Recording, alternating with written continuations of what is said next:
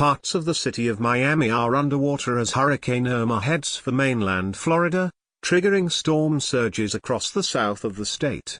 The Category 4 storm with sustained winds up to 130 miles per hour, 209 kilometers per hour, moved away from the Florida Keys and should make landfall on the west coast in hours.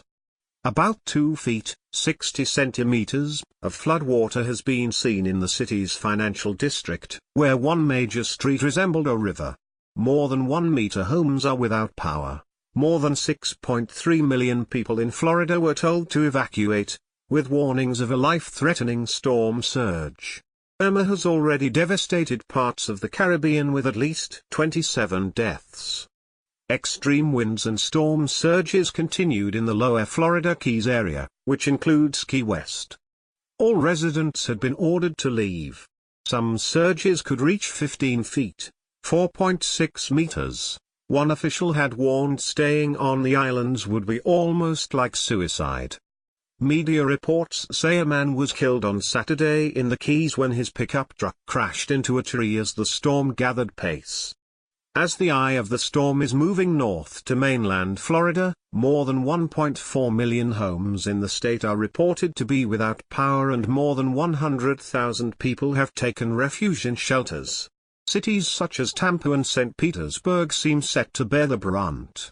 The Tampa Bay area, with a population of about 3 million, has not been hit by a major hurricane since 1921. "We are about to get punched in the face by this storm," Tampa Mayor Bob Buckhorn said.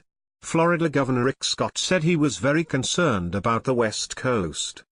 He told NBC's Today Show that though authorities had prepared all week for the arrival of Irma, the prospect of such a large storm surge was really scary. Miami Beach Police Major Richard Rand told the BBC there was flooding, including 2 to 3 feet inland, and many power lines were down. One of the flooded areas was Miami's financial district, Brickell, where Southeast 12th Street resembled a river, the Miami Herald reported. Earlier a crane collapsed onto a building under construction in high winds.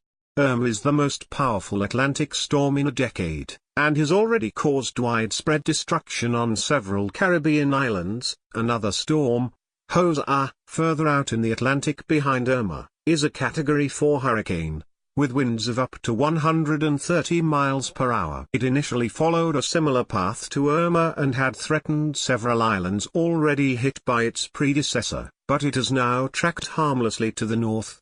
Barbuda, whose residents had already left the island as Jose approached, was spared, as were St. Martin and St. Barthélemy.